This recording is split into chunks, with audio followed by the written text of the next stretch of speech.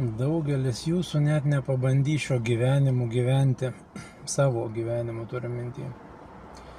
Jūs neįsite terapintis, neįsit dirbti su savo galva, vien tik tai kažkas iš biedno mąstymo, kažkas iš biednos būsenos, bet jūs net nežinot, kas jūsų laukia, nes aš negaliu irgi pasakyti, ko žmogaus laukia po darbo su manim, tarkim. Bet jūs daugelis norit stabilumo ir garantijų, kad jums pasakytų, va taip daryk, tai tau tada tikrai 100% garantuotai bus taip. Va to nėra. Jeigu matė tą paveiksliuką, kur sėdi su joystickais žaidimukas, va sėdi kryžkeliai tu ir paskui tave velnės ir angelas. Ir tu gali į kairę arba į dešinę. Tai lygiai taip pat tu kiekvieną sekundę gali rinktis. Tai va, kai žmogų pradirbė, jisai pats pradeda rinktis ten, kur jisai nori eiti. O jeigu ne, tai tada valdo tie du. Vieną pusę suka, kitas pusę kitą suka.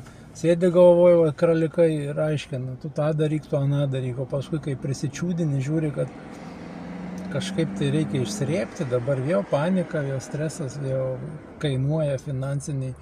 Jūs skūpėdami eiti susitvarkyti savo tą vidinį pasąmoninį pasaulį, kad gerai jaustumėtės. Jūs nežinau, kiek kartų permokat per gyvenimą, negyvendami savo gyvenimą. Bet kas yra baisiausia, jūs to pinigais to nėra įmanoma įvertinti. Na, bet čia kiekvieno pasirinkimas. Nenorit, jūs nieko nedarykit. Po to ir yra tas kabliukas, kad tu turi eiti ir bandyti. Jeigu tu to nedarysi, tau kitas žmogus niekada nepasakys, kaip bus. Nes visiškai unikalus kiekvienas yra ir jo kelias gali būti visiškai kardinaliai kitoks.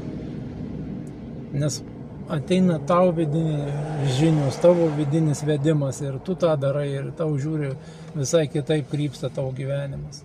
Tai kol tu nepadarysi, tai kitus kopijuodamas tu nieko neišspręsi, o pats savaime to nepasidarysi. Tai va, iki.